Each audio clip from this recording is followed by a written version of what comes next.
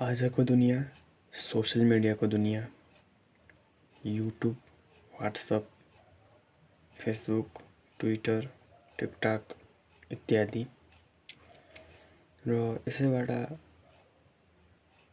आफ्नो 24 घण्टाको लगभग हामी सक्थ्यौं भने त 24 का 24 घण्टा नै यसमा लगाइदिन्थ्यौं होला।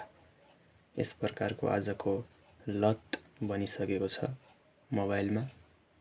मोबाइल एउटा सिस्टम हो र त्यसभित्रका सफ्टवेयरहरू भनेको हाम्रा लागि लत हुन्। हामी आजकल कसैसँग बोल्दैनौं, नजिकै मान्छे हिँडिरहेको छ, हामी उसँग बोल्दैनौं, बरु गोजीबाट मोबाइल निकालेर यसरी हेर्न थाल्छौं। के हुन्छ होला र?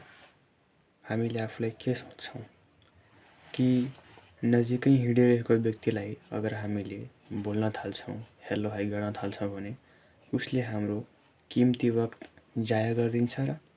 अगर यस्तो थिंकिङ या फिर धारणा छ भने यस्तो कतै पनि होइन। मात्र 2 मिनेट हेलो हाई भन्नुमा केही जाँदैन, तर नै हामी 24 घण्टा मध्येका 18-19 घण्टा त मोबाइलमा नै यसरी झुल्या हुन्छौं। त्यसको लत बसिसकेको हुन्छ। बगैर युट्युब, बगैर टिकटक, बगैर फेसबुक, बगैर मेसेन्जर, बगैर व्हाट्सएपका बिना हामी सायद हाम्रो एउटा खुराक जस्तै आहारा हुन्छ।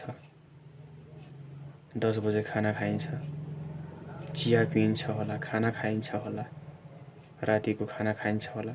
त्यही अनुसार मोबाइल हेर्ने पनि एउटा आहारा बनिसकेको छ, लत, खुराक। र आज यही लत, यही खुराकमा म भिक्टिमाइज भएको छु, शिकार बन्न पुगेको छु। म अरू जसो छैन, बिहान आँखा निन्द्रा खुल्ने बित्तिकै मोबाइल हेर्न थालौं या फिर उसकै सुरुवात गरौं, यस्तो मेरो आदत थिएन वा छैन पनि। म त सिम्पल सोझो मानिस एउटा व्यक्तित्व हुँ। बिहान जब उठिन्छ तब दिमागमा यो पैलाइन्छ कि बिहान भयो, अब वाक गर्न जानु पर्यो, मर्निङ वाक गर्न जानु पर्यो, एक्सर्साइज हुन्छ होला, शारीरिक व्यायाम गर्छु। त्यसपछि आउँछु, जाडोको महिना हो, आगो बाल्छु, नुहाउँछु, भगवानलाई पूजा गर्छु। त्यसपछि लगभग 7-8 बजिएला आफ्नो भोजन सम्बन्धी खाना, मैले दाना पानी भन्छु, दाना पानी बनाउँछु, निर्माण गर्छु। सर्वप्रथम त म चिया लभर हो, चिया पिउँछु होला, चिया सेवन गर्छु। त्यसपछि खाना बनाउने प्रक्रियामा लाग्छु होला, 10 बज्छ होला। मेरो एउटा आफ्नो भित्री एउटा स्किम छ, मेरो उद्देश्य पनि छ र लक्ष्य पनि कि 10 देखि 4 को एउटा कुनै जब हुन्छ होला, जागिर काम, त्यो गर्छु। किनकि एउटा प्रक्रिया हुन्छ, काँचो माटो हुँ अहिले म अहिले काँचो माटो हुँ। मेरो उद्देश्य भनेको खरिदार, नायब सुब्बा यिनीहरू जस्ता पोस्ट या फिर यसमा जागिर खाने एउटा लक्ष्य छ। किनभने मेरो बेस पनि यहीबाट बनेको छ र यत्रो थिंकिङ मेरो जब दिमागमा हुन्छ, यो जुन अवधारणा मेरो दिमागमा हुन्छ, मेरो अन्तिम उद्देश्य पनि यही हुन्छ कि अब म कुनै जागिर गर्छु होला अनि बस्छु होला। मेरो लास्ट यही हुन्छ। यतिकैमा माघ करिब 9 या फिर 10 गतेको बीचमा, जनवरी कति पर्यो त्यही अनुसार तपाईले हेर्नु होला। माघ 9-10 गते बिहानको बीचमा मलाई व्हाट्सएपमा एउटा मेसेज आउँछ। त्यहाँ लेखेको हुन्छ, hi I am Rana, I am from something कुनै देशबाट एउटा ऱ्यान्डमली नम्बर आउँछ मेसेज। त्यहाँ मैले क्लिक गर्छु, हेर्छु पहिला, त्यसपछि उसले मलाई कामको अफर गर्छ।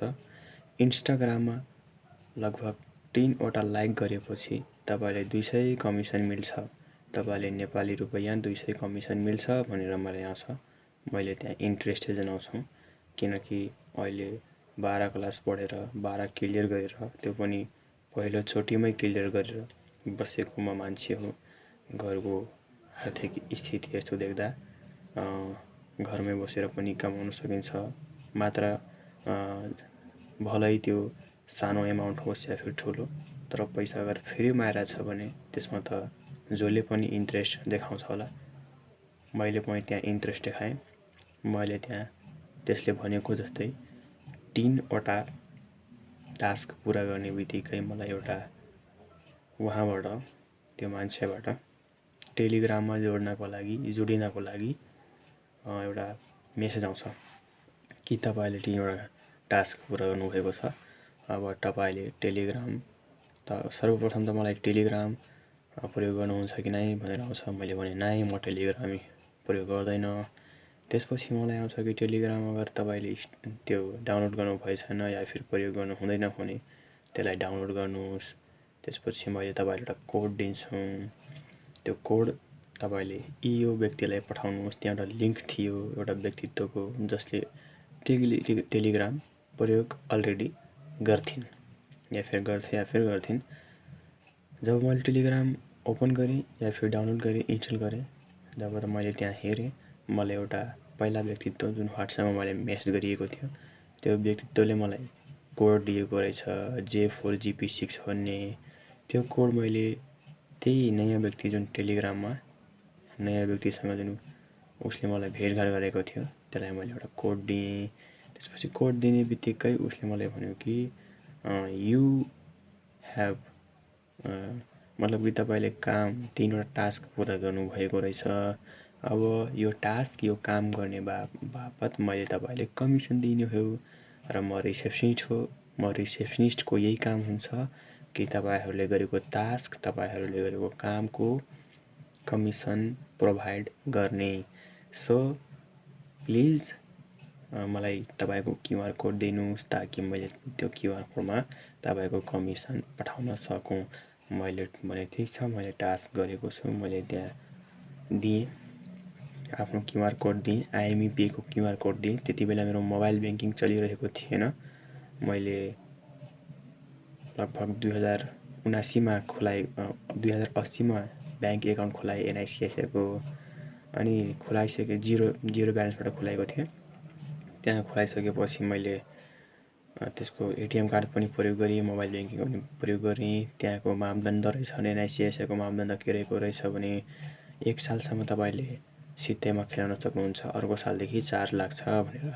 त्यही भएर 80 सालमा खोलाएको त्यो ब्याङ्क एकाउन्ट या फिर एटिएम कार्ड या फिर मोबाइल अन्य सुविधा मोबाइल ब्याङ्किङ मैले प्रयोग गरेको थिएँ। र 81 मा आउँदाखेरि यो कार्तिक महिनामा त्यो बन्द भएको थियो, किनभने मैले 1 साल मेरो खेलाएको पुरा भएको थियो अनि रिन्यू गराउन बाँकी थियो।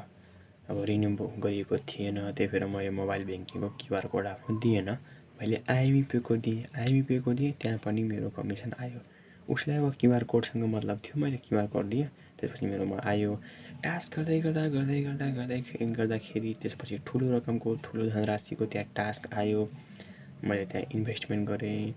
त्यसपछि उसले भन्न थाल्यो कि तपाईले फेरि पुनः अर्को टास्क कम्प्लिट गर्नुभएको छ, तपाईले मैले फेरि तपाईको कमिसन प्रोभाइड गर्नुपर्छ भनेर फेरि मसँग क्युआर कोड माग्यो। मैले फेरि आइएमई पे को क्युआर कोड दिएँ र यस बीचमा आइएमई पे को क्युआर कोड दिने बीचमा मेरो मोबाइल ब्याङ्किङ चाहिँ अटोमेटिकली रिन्यू भइसकेको थियो, किनभने त्यसबेला लगभग 3204 कारोबार भएको थियो।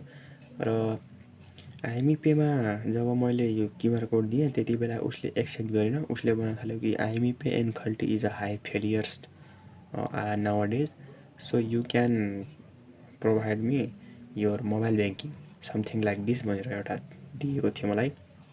त्यहाँ फुल नेम भनेको थियो, ब्याङ्क खाता नम्बर थियो र ब्याङ्क एकाउन्टको जुन ब्याङ्क हुन्छ त्यसको शीर्षक थियो, कुन ब्याङ्क हो भनेर। अनि मैले त्यसै गरी मैले पहिला डाउनलोड गरेर राखेको थिएँ। हुन त मेरो मोबाइल ब्याङ्किङ चलिरहेको थिएन। मैले त्यसमा मोबाइल ब्याङ्किङमा क्लिक गर्न साथ त्यसमा त्यो खुल्दै नखुलेको अब रिन्यू गर्नुपर्ने रहेछ। त्योभन्दा पहिले पनि मैले राखेको थिएँ आफ्नो त्यो क्युआर कोड, जसमा full name, bank account holder name अनि कुन ब्याङ्क हो अनि त्यसको खाता नम्बर मैले राखेको थिएँ स्क्रिनसटमा पहिले। त्यसपछि मैले त्यही बेला पठाइदिएँ। पठाउन साथ त्यसपछि उसले मलाई त्यही एमाउन्ट दियो 3204 बराबरको 2080 को प्याकेज लगाएको रहेछु मैले। अनि 2080 को 30% भनेर 604 रुपियाँ हुन आउँथ्यो। अनि 2080 र 604 त्यो मिल्थ्यो। अनि कुल मिलाएर कति 27004 हुन आउँथ्यो। अनि 27004 मा उसले 500 अझै थपेर दियो, किनभने अब कमिसनको पहिला 200 दिन्थ्यो।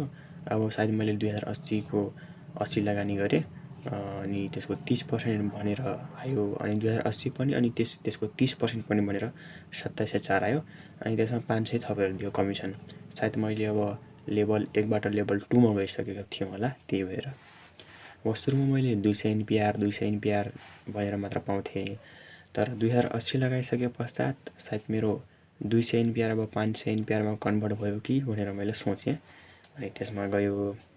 अनि मैले सोचेँ कि यो त राम्रो प्लेटफर्म रहेछ, यसरी पैसा आउनु रहेछ। इन्भेस्टमेन्ट 2080 को इन्भेस्टमेन्टमा मलाई फेरिमा 604 मिल्यो। अनि 500 गरेर फेरि मिल्यो। अनि त्यो आउन साथ मेरो मोबाइल ब्याङ्किङको त्यसले लगेको थियो क्युआर कोड। अनि त्यो आउन साथ चाहिँ मोबाइल ब्याङ्किङको त्यो क्युआर कोड जुन थियो अथवा 1 सालको जुन रिन्यू गर्नुपर्ने थियो त्यो आफै त्यो रिन्यू भइगयो। अब जब ब्याङ्कमा जब पैसा जम्मा हुन आयो भने त आफै रिन्यू भइगयो। एटिएम कार्ड पनि 550 रुपियाँ काट्यो, अटोमेटिक रिन्यू भइगयो। अनि मोबाइल ब्याङ्किङ पनि रिन्यू भइगयो। यसरी मतलब आफै रिन्यू भइसकेको थियो। मलाई त्यो ब्याङ्कमा गएर रिन्यू गराइदिनु, म पैसा जम्मा गर्दैछु भनेर केही गर्नुपर्ने थिएन।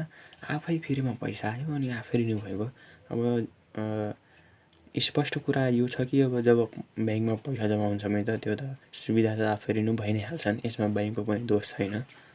त्यो त जब कसैको अब रिन्यू गर्नुपर्ने रहेछ त्यसमा पैसा जम्मा गरिदिएपछि त त्यो अटोमेटिक आफै रिन्यू भइ नै हाल्छ। यो जाहिर सी बात है। यति कहाँ भइसकेको थियो। अब मैले त्यहाँ ग्रुपमा देखेँ म जस्तै तमाम लोकलहरू, कसैको नाम सुजन तामाङ, कसैको नाम शान्तिनु सुतिहार, कसैको नाम अब म जस्तै पनि थिए त कतिको नाम नवीन चौधरी भन्ने यिनीहरूले मैले देखेँ। अब त्यहाँ पुरा स्क्रिनसटमा पुरा कसैको कारोबार देखाइरहेछ, कसैको स्क्रिनसटको क्युआर कोड देखाइरहेछ। क्युआर कोड देखाइसके पश्चात मोबाइल त्यो ब्याङ्क खाता नम्बर, त्यो ब्याङ्कको शीर्षक, ब्याङ्कको नाम, त्यसपछि ब्याङ्कको खातावालाको नाम पुरा त्यसमा देखाइरहेछ। देखाइसके पश्चात मैले भने यो त सायद एकदम रियलिस्टिक कुरा हो, वास्तविक कुरा हो। म जस्तै यिनीहरू पनि हुन् र पैसा कमाउने सोचमा यिनीहरू पनि छन्। त्यही भएर यिनीहरू पनि छन् यसमा। मैले सोचेँ कि लोकल हो, यो कुनै फेक हुनु पर्दैन। अनि गर्दै म पनि भुमरीमा फसेछु यसमा। लगभग मेरो 77,000 र 30,000 गर्दाखेरि 1 लाख क्रसको अहिले म त्यसको शिकार बन्न पुगेको छु। I am a victimize. र यसमा दोष भनेको हामी जस्तै सिधासादा भोलाभालालाई लुट्नेवाला नै हो। यसमा सामान्य मानिसहरूको, सामान्य व्यक्तिहरूको दिमागलाई, तिनीहरूको धारणालाई पढिएको छ। कोद्वारा? स्क्यामरद्वारा हामी जस्ता सोधासादा भोलाभालाहरूको दिमाग र धारणालाई पढिएको छ। र गल्ती उनीहरूको पनि होइन, गल्ती हाम्रै हो। 24 घण्टामध्ये हामीले पाउँथ्यौँ भने त 24 घण्टा नै मोबाइलमा र इन्टरनेटमा झुलिन्थ्यौँ होला, जुन त मैले पहिला नै भनिसकेको छु। म त्यो झुलिनेवाला व्यक्ति त होइन, तर पनि किस्मतको दोष भनौँ या फिर कि अन्य दोष भनौँ, म त्यहाँ झुलिन पुगेँ। किनभने कुरा पैसा पानीको थियो र पैसा पानीको कुरा पनि सिधैमा आउने प्रकारको थियो। त्यही भएर अच्छा खासा भोलाभाला पनि यसमा झुलिन्छन्। म जस्तो मात्र होइन, अच्छा खासा पनि डाक्टर, शिक्षक या फिर कुनै अन्य जसले फ्रीमा पनि पैसा कमाउन खोज्छ, अन्य स्टुडेन्टको त कुरै छोड्नुहोस्, तिनीहरू त हुन्छ नै बेरोजगार। अगर स्वावलम्बीपन स्वयं कमाउन सक्ने अफर कुनै विद्यार्थीलाई, कुनै स्टुडेन्टलाई या फिर कुनै बेरोजगारलाई आउँछ भने त्यो किन इन्ट्रेस्ट जनाउँदैन? चाहे त्यो लाखौँ कमाउने एउटा इन्टरप्रेनर किन नहोस्, त्यसले पनि देखाउँछ इन्ट्रेस्ट यसमा, किनभने पैसा सित्तैमा रहेछ। त्यही भएर यसमा फस्ने नफस्ने भनेको बुद्धिजीवीवालाहरू पनि हुन सक्छन्, समाजसेवीवालाहरू पनि हुन सक्छन्, नेता हुन सक्छन्, शिक्षक हुन सक्छन्, डाक्टर्सहरू हुन सक्छन्। कुनै पनि व्यक्तित्व यो होइन कि पढेलेखा नपढेलेखा अनपढ गँवारहरू मात्र यसमा फस्छन् या फिर पर्छन्, त्यो होइन। कुनै पनि व्यक्तित्वहरू यसमा पर्न सक्छन् र भिक्टिमाइज शिकार बन्न पुग्छन्, भिक्टिम हुन पुग्छन्। म पनि अहिले भिक्टिमाइज नै हो। र स्क्यामरको माइन्डको कुरा गर्दा स्क्यामर माइन्ड कन्सेप्ट त्यही छ कि सिधा साधा भोला भालालाई कसरी लुट्ने, सुरुमा पैसाको लालच देखाउने, त्यसपछि त्यसमा ठुलो एमाउन्टको ठुलो धनराशिको त्यसमा सङ्कटको भुमरीमा फसाउने, तिनीहरूको त्यो स्क्यामर माइन्ड कन्सेप्ट हो। र उनीहरू यसमा पुलिसले पनि समात्न नसक्ने गरी आफ्नो त्यो बनाएका हुन्छन् सिस्टम। र त्यो कसरी हुन्छ भने जसले मैले आफ्नो क्युआर कोड दिएँ, जुन त आजकल बनेको छ सिस्टम। पहिला क्युआर कोड हुँदैन थियो भने कारोबार पनि हुँदैन थियो। आजकल क्युआर कोड छ, सजिलै हुन्छ। र त्यही भएर स्क्यामरहरू पनि यसमा पर्न गए र आफ्नो त्यो बनाउने भए, सिस्टमेटिकली ह्याक गर्ने भए। र म पनि परेँ। म मात्र होइन, कतिपयले जब पैसाको ट्रान्जेक्सन हुन आउँछ भने क्युआर कोड त दिन्छौँ हामी। मैले पनि क्युआर कोड दिएको छु त्यहाँ। आफ्नो ब्याङ्कको क्युआर कोड मैले दिएको छु। एनआइसिआइसिआई ब्याङ्कको क्युआर कोड मेरो त्यसमा छ, मैले त्यहाँ दिएको छु। र त्यस्तै क्युआर कोड म जस्ता कतिपयले नै दिएका छन्, किनभने पैसा आउने कारोबार आओस् जाओस् आओस्, हाम्रो लागि सजिलो होस् भन्नका लागि नै यो क्युआर कोड बनाइएको रहेछ सिस्टम। त्यही भएर यसले आसान गरिदियो। अनि मैले त्यो क्युआर कोड दिएको छु त्यो ग्रुपमा या फिर रिसेप्सनिस्टलाई, जसले हाम्रो कमिसन सेटल गर्ने भए मैले उसलाई दिएको छु। अब दिए पश्चात उसले मेरो खातामा त्यो क्युआर कोडमा पैसा हालेको पनि छ। र त्यस्तै स्क्रिनसट त्यो ग्रुपमा छ। एउटा ग्रुप छ जसमा लगभग 1000 क्रसभन्दा मेम्बर्सहरू छन्, जो हामी जस्तै नेपालीवालाहरू छन्। म विजय चौधरी र कसैको नाम सुजन तामाङ होला, कसैको नाम सन्तिनु सुतिहार होला, यस्तै। यसमा चौधरी, थारू, नेपाली, पहाडी, अछामी, डोटेली सबै वर्गका छन् यसमै, जुन त नेपाली नै हुन्। र उनीहरूको खाता इस्तेमाल भएको छ। त्यहाँ खाता इस्तेमाल भएको छ। त्यो खाता भनेको हाम्रै खाता हो, मेरो खाता जस्तै छ, उनीहरूको पनि त्यसै खाता छ। अनि त्यो खातामा उनीहरूले डाइरेक्ट आफ्नोमा पैसा लिँदैनन्, त्यो खातामा जम्मा गर्न लगाउँछन्, ताकि हामीलाई यकिन भइजाओस् कि यो कुनै फेक एकाउन्ट होइन, यो रियलिस्टिक हो। किन रियलिस्टिक हो? किनभने त्यहाँ बैङ्कको नाम देखाउँछ, र व्यक्तिको नाम देखाउँछ, र व्यक्तिको खाता नम्बर पनि त्यसमा देखाउँछ। त्यही भएर पो यो यकिन गर्न लायक बनेको छ। स्क्यामरले आफ्नो एकाउन्ट त्यहाँ दिइराखेको छैन। हामी जस्ता नेपालीकै त्यहाँ ब्याङ्क एकाउन्ट नम्बर, ब्याङ्कको शीर्षक, कुन ब्याङ्क हो र कुन खाता नम्बर हो, कुन खातावालाको नाम हो, त्यसमा देखाइराखेको छ।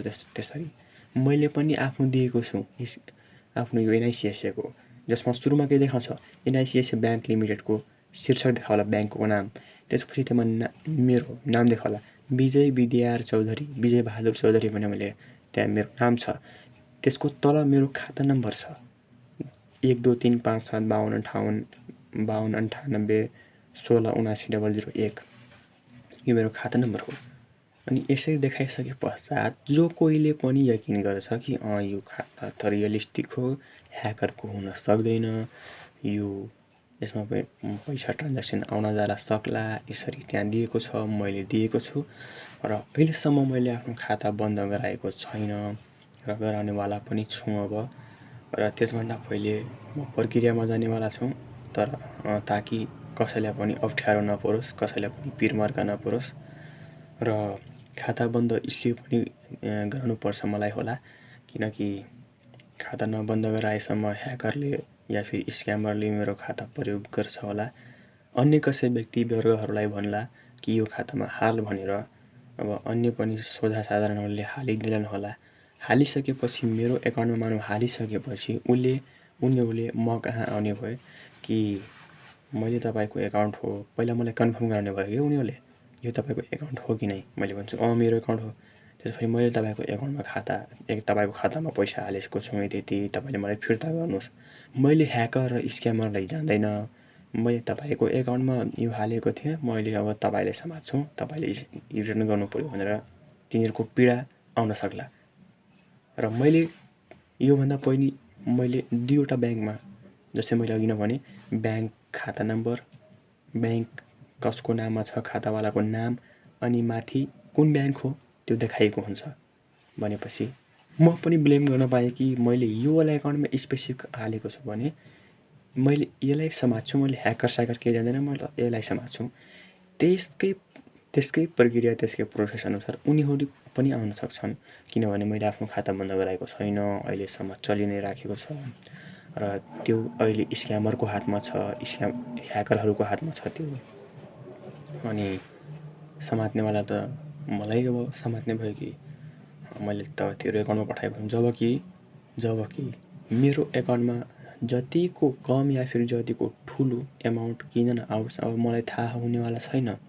किनकि मेरो ब्याङ्कको जुन खाता छ त्यो ह्याक भइसक्यो भन्ने कुरा मेरोमा चलेको देखाउँछ क्या। त्यो मेरोमा अहिले चलिरहेको छ, तर त्यो स्क्यामरहरूले ह्याक गरिसकेका छन्।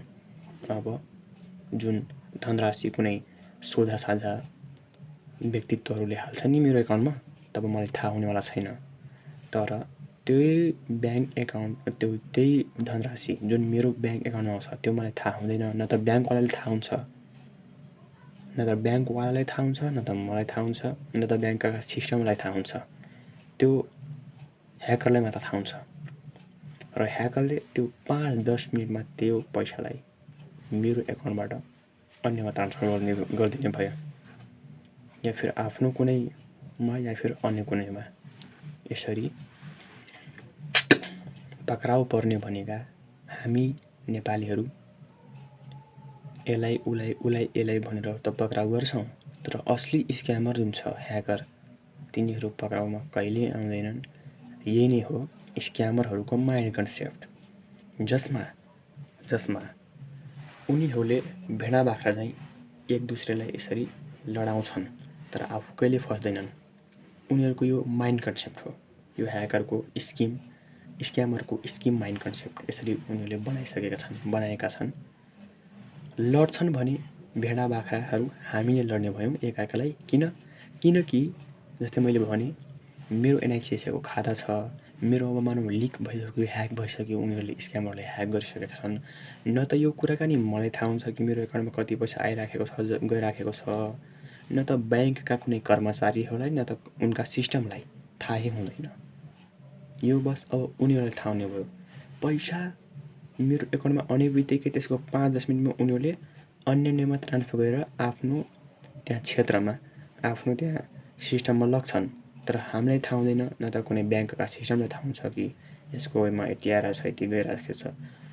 र मलाई लाग्छ यो सायद ब्याङ्क एकाउन्ट जुन छ, यो नम्बर जुन छ, जुन सिमबाट ब्याङ्क नम्बर, यो ब्याङ्क खाता खोलिन्छ, त्यो सिमलाई पनि हामीले सकेसम्म ब्यान गर्नुपर्छ र ब्याङ्क खातालाई पनि ब्यान गर्नुपर्दछ, ताकि भोलिका दिनमा यो स्क्यामरहरूले हाम्रो जुन खाता छ त्यसलाई प्रयोग गर्न नपाउन्।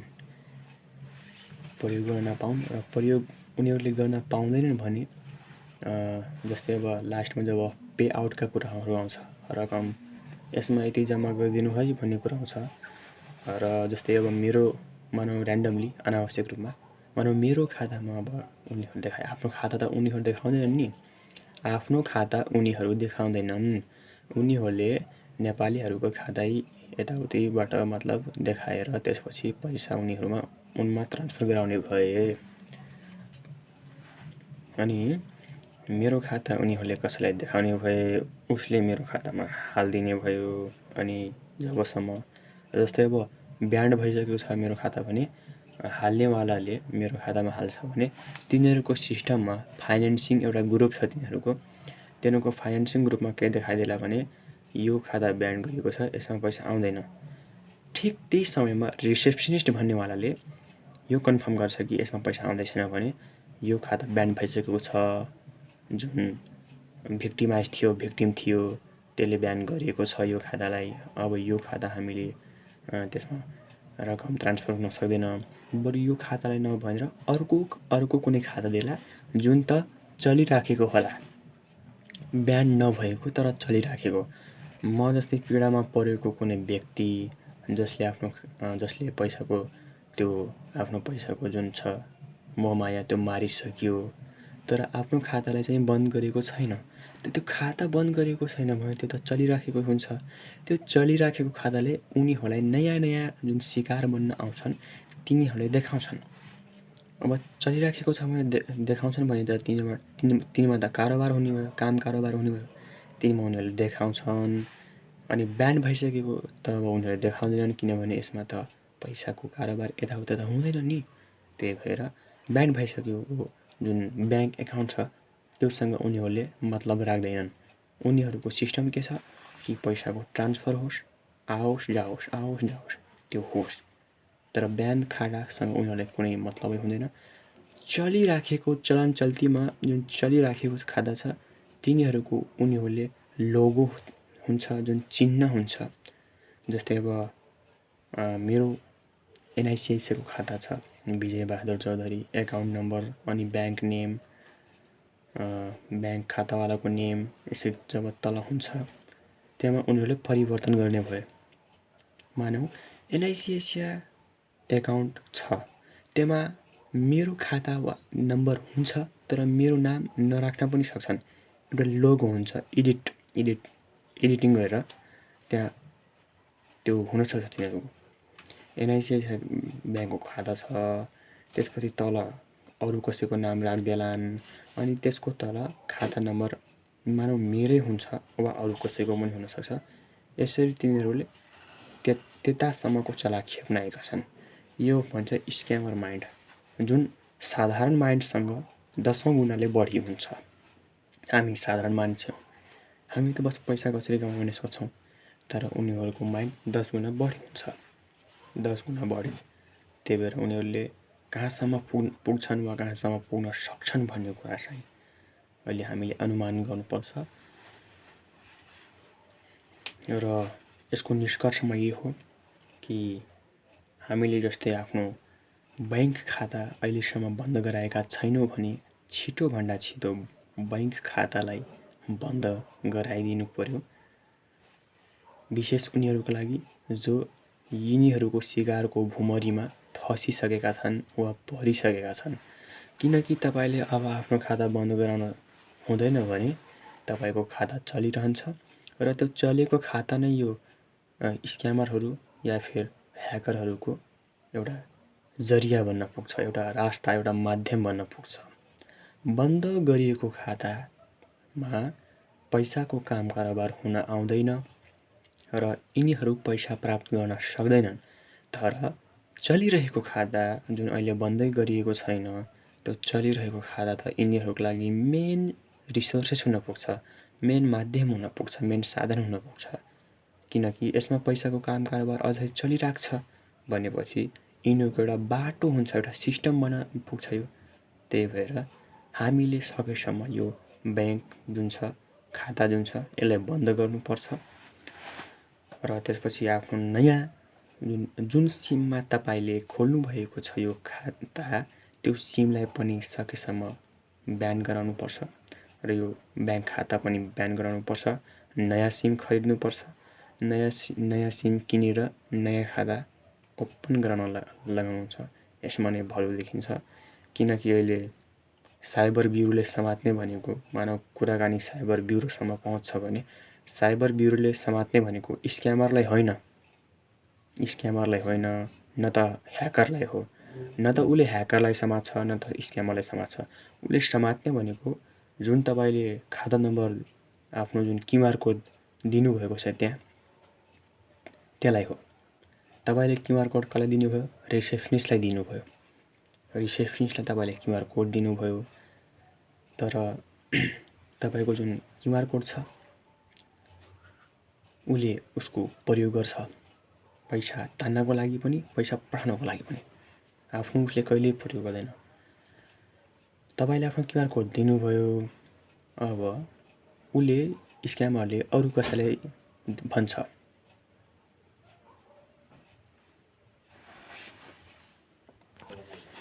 कि मेरो त्यो जुन क्युआर कोड छ त्यसमा हाल भनेर हामीले हालिदिन्छौँ। फस्न त ऊ फस्दैन, फस्छ पो जसको क्युआर कोड हो, जसको खाता हो, जसको खाता नम्बर हो, जसको खाता उसको नाममा छ, जो खातावाला हो त्यही फस्छ नि। त्यही भएर यसमा साइबर ब्युरो पनि केही गर्न सक्दैन। सकेसम्म गर्छ भने तपाईँले जुन स्क्रिनसटमा क्युआर कोडको स्क्रिनसटमा पठाउनु भएको छ जुन रकम, त्यसलाई समात्छ, त्यसलाई वसुल गर्न लगाउँछ। तर असली स्क्यामर त यहाँ हुँदै हुन्न, उसले थाहै हुँदैन। त्यही भएर सम्पूर्ण नेपाली भाइ दिदी बहिनी दाजुभाइहरूलाई के आग्रह छ भने स्क्यामरको माइन्ड त तपाईँले बुझ्दै भयो। स्क्यामरले के गरेर यसो गरेको रहेछ। स्क्यामरले तपाईँ नेपाली दाजुभाइ दिदीबहिनीहरू जुन फसिसक्नु भएको छ, यो सङ्कटको भुमरीमा परिसक्नु भएको छ, तिनीहरूलाई नै लडाइदिन्छ। आफू चाहिँ त्यो जोग्छ, आफू बच्छ, त्यो तपाईँहरू नै लडाउने भयो। तपाईँहरू पैसाको कमाउने उद्देश्यमा यसमा पर्नुभयो अनि आफ्नो स्क्रिनसट भयो, ब्याङ्क खाताको स्क्रिनसट तपाईँले पठाउनु भएको रहेछ भने गल्ती हाम्रै पनि भएछ यसमा सुरुमा। तर यसको समाधान के हो भने हामीले एकअर्काबाट त पैसा निकाल्न सक्छौँ, लड्न भिड्न सक्छौँ कि तपाईँको एकाउन्टमा मैले पठाएको थिएँ, तपाईँको हुबहु त्यही नाम छ, तपाईँको केवाइसी, तपाईँको नम्बर मैले ब्याङ्कमा यसो गरेँ, त्यसपछि तपाईँको यहाँ ठेगाना मिलेको रहेछ। तर तपाईँले ठेगाना त प्राप्त गर्नुभयो, त्यसको क्षेत्रमा पनि जानुभयो, त्यसको ठेगानाको अनुसार त्यो मान्छेलाई पनि भेटिनुभयो जसमा तपाईँले जुन रकम पठाउनु भएको थियो त तपाईँले त्यो मान्छेले नै पनि भेट्नुभयो। तर मान्छेले त्यो केही गरोस्, जबकि त्यो आफै इनोसेन्ट छ, आफै त्यो निर्दोष छ, त्यसले के गरोस्? त्यसलाई नै थाहा छैन कि मेरो एकाउन्ट मैले आफ्नो क्युआर कोड त मैले दिएको थिएँ, म पनि शिकारको भुमरीमा फसेको व्यक्ति त हुँ, मैले आफ्नो खाता बन्द गराएको थिएन त्यति बेला। तर मलाई नै थाहा छैन कि मेरो खाताबाट यसरी पनि कारोबार छ, यतिको तपाईँले दिनुभयो। तपाईँले दिएको रकम त उसकोमा देखाउला, तपाईँकोमा देखाउला कि तपाईँले यति यति गराउनु भएको छ। किनभने तपाईँ पनि राख्नुहुन्छ। जब तपाईँले कुनै एमाउन्ट कसैकोमा पठाउनुहुन्छ भने तपाईँले त्यसको रिटेल जुन छ डिटेल्स विवरण त्यो तपाईँले स्क्रिनसट गरेर राख्नुहुन्छ, खातावालाको पनि। अनि खातावालाको जब ट्रान्जेक्सन भइसक्छ तब पनि तपाईँले राख्नुभएछ। तर त्यो जुन तपाईँले जसमा पठाउनु भयो त्यसलाई थाहै हुँदैन। मैले अघि नै भने नि कि बैङ्कको जुन छ खातावाला त्यो आफै ह्याकमा परेको छ र यो जुन छ सिस्टम त्यो ब्याङ्क एज अ होल ब्याङ्कै पुरा ह्याकमा परिसकेको छ, ब्याङ्कै पुरा ह्याक भएको छ। अनि त्यसमा ब्याङ्कका इम्प्लोइजहरू पनि केही गर्न सक्दैन, किनभने ह्याक त ह्याकै हो, ह्याक भइसकेको छ। त्यो एमाउन्ट निकालुन्जेलसम्म मात्र तपाईँको खाता ह्याक हुन्छ। तपाईँको मोबाइल ब्याङ्किङको म्यासेजमा देखाउँदैन कि यति यति तपाईँको रकम यति यति आयो गयो तपाईँकोमा देखाउँदैन। त्यो देखाउने भनेको स्क्यामरको सिस्टममा हो। त्यो स्क्यामरको मोबाइल होस्, त्यसको ल्यापटप, कम्प्युटर, त्यसको जुन छ सिस्टम उसले बनाएको त्यहाँ हुन्छ। तपाईँको मोबाइल ब्याङ्किङको म्यासेजमा यति यति आयो भनेर देखाउँदैन। तपाईँले जति पठाउनुहोस्, किनभने हामीले सर्वप्रथम त गल्ती यही गरेका छौँ कि हामीले आफ्नो ब्याङ्कको जुन खाता छ, जुन स्क्रिनसट छ, क्युआर कोड छ, त्यो पठाएर नै हामीले गल्ती गरेका छौँ। र गल्ती हामीबाट यो भनेको प्राकृतिकली भएको छ, नेचुरल। हामीले जान बुझेर गरेका छैनौँ। यो गल्ती जुन छ त्रुटि यो हामीले आफै गरेका छौँ र गर्दैनौँ पनि। किन? हामीले कसैलाई आफ्नो ब्याङ्कको क्युआर कोडको स्क्रिनसट दिनु भनेको त पैसाको कारोबार हुनलाई नै आजकल नयाँ सुविधा सिस्टम बनिएको रहेछ। जस्तै हामीले बैंकमा जान्छौँ, त्यहाँ क्युआर कोड सुविधा लिनुहुन्छ कि नै, मोबाइल ब्याङ्किङ लिनुहुन्छ कि नै जब भन्छन् त हामीले भन्छौँ कि लिन्छौँ। आजको 4G 5G जेनेरेसनमा हामीले यो लिन्छौँ। कहाँबाट कहाँसम्म हामीले त्यो चेकबाट कारोबार गरौँ। कमसेकम नयाँ जेनेरेसनको लागि एटिएम कार्डको सुविधा, मोबाइल ब्याङ्किङको सुविधा ब्याङ्कले नै गराएको हुन्छ। जब उसले क्युआर कोडसम्मको सुविधा गराइसकेको हुन्छ भने कसैबाट, साथीभाइबाट हामीले त्यो क्युआर कोडमा कसैले हाम्रो पैसा हालोस्, हामीले कसैकोमा स्क्यान गरेर पठाइदिउँ, या फिर सानोतिनो त्यो मोबाइल रिचार्ज होस्, पे होस्, कुनै चिज वस्तु खरिदेको कहाँसम्म गोजीमा क्यास बोकेर हिँड्ने भनेर यस्ता झन्झटिलो प्रविधिबाट सिम्पल प्रविधिमा जाऊ न भनेर नै हामीले क्युआर यो गरेका हुन्छौँ। त्यही भएर कसैलाई दिनु भनेको अपराध त होइन, तर गैर कानुनी रूपले नै माथिबाट अगर कुनै ह्याकरले, कुनै स्क्यामरले सिस्टम बनाइसकेको हुन्छ भने त्यति बेला हामीले के गर्छौँ त? हामी त्यस बेला त अन्जान हुन्छौँ। त्यही भएर हामी सोझा हौँ, सिधासादा हौँ। हामीबाट गल्ती भएको छ र जानबुझेर पनि गल्ती भएको छैन। यो स्क्यामरको माइन्ड कन्सेप्ट थियो। स्क्यामरले नै हामीले फसायो। स्क्यामरलाई स्क्यामको ज्ञान कन्सेप्ट छ, ह्याक गर्न सक्ने कन्सेप्ट माइन्ड छ। त्यही भएर हामी सोझा त शिकार बन्न पुग्यौँ। यति हो। र हाम्रो सोझा दिमागभन्दा उसको स्क्यामरको, ह्याकरको 10औं गुणा 20औं गुणाले दिमाग अहिले माथि लेभलमा पुगेको छ। त्यही भएर उसले हामीलाई भिक्टिमाइज बन्न पुगायो, शिकार बन्न पुगायो। यसको लास्ट कन्सेप्ट यही छ कि लास्ट निष्कर्षमा म यही भन्न चाहन्छु, कतिपय नेपाली युवाहरू, दाजुभाइ दिदीबहिनीहरू यो आजभोलि चलिरहेको प्रवृत्तिमा फस्न सक्छन्, पर्न सक्छन्। तर जब यसको विवरण, दस्तावेज साइबर ब्युरोसम्म हुन आउँछ, यो भनेको यो हो कि उसले आफ्नो न्याय निशाको लागि मात्र उजुरी गरेको हो। मुख्य यसमा स्क्यामर छ, ह्याकर छ, तर यसमा बैंक खातावाला निर्दोष छ। उसलाई कारागारमा या फिर आफ्नो कस्टडीमा लिनु पर्यो भने पनि सीमित समयको लागि, थोरै समयको लागि, कमसेकम कन्सेप्ट बुझाउनसम्मको लागि राखिनुपर्छ। लामो समयसम्मको राख्दाखेरि न त साइबर ब्युरोको भलो देखिन्छ, न त त्यो सोझा साझा व्यक्तिको, जसले त पैसा कमाउने उद्देश्यले आफ्नो घरबार, जग्गा जमिन, परिवार सबै दुःखमा परेको जुन अवस्थाको उसले कसरी त्यो समाधान निकालोस्। त्यसलाई कारागारमा थुनियो या फिर कारागारमा हालियो भने त्यसका परिवारमा के बित्ला? त्यो घरको कुनै एक्लो छोरा हुन सक्छ जसको आधार त्यसको परिवार, फ्यामिली, बाबुआमा कि सोचे होलान् मेरो छोराछोरीहरू नै मेरो आधार बन्छन्।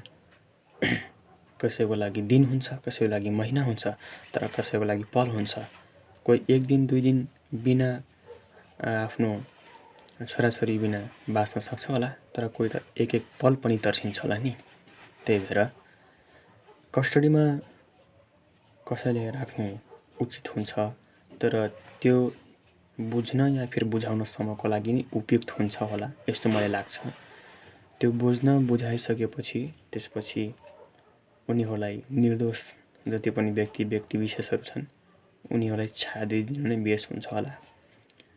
म अहिले पीडित बनेर पनि तपाईँलाई एउटा कन्सेप्ट बुझाएँ, अवधारणा, पीडक बनेर पनि बुझाएँ र लास्टमा स्क्यामर बनेर, ह्याकर बनेर पनि बुझाएँ।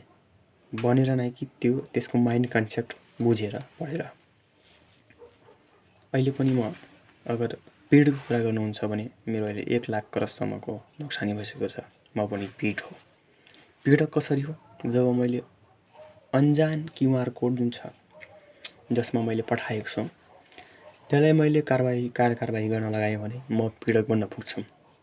किनभने उसलाई थाहा हुँदैन। मैले भने नि सिस्टम ह्याक भइसकेको हुन्छ, त्यति बेलासम्म त्यसलाई थाहा हुँदैन, त्यसको मेसेज पनि आउँदैन, काम कारोबार त्यसलाई थाहा हुँदैन। यसरी मैले पीडक बनेर पनि हुन्छु र स्क्यामरको माइन्ड कन्सेप्ट पनि मैले बुझाइसकेको छु।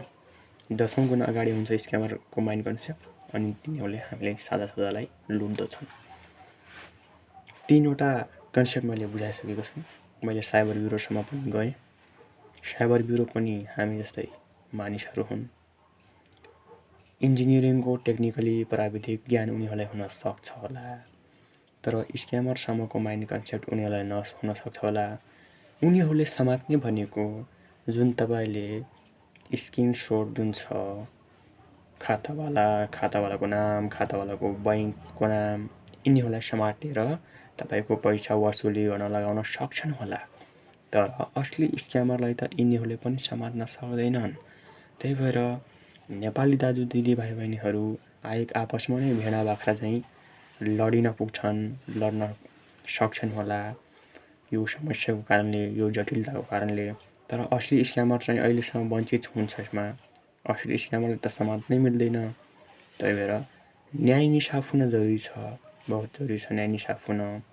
हामीले एकअर्काको पैसा, मैले निर्दोषहरूको पैसा हामीले पाएर केही गर्दैनवाला छैनौँ। हाम्रो नोक्सान भनेको हाम्रै नोक्सान हुन पुगोस्, तर अरू कसै निर्दोषमा त्यो नोक्सान सम्बन्ध नराखोस् भनेर मैले यो लास्टमा सङ्केत सुझाव दिन चाहेँ।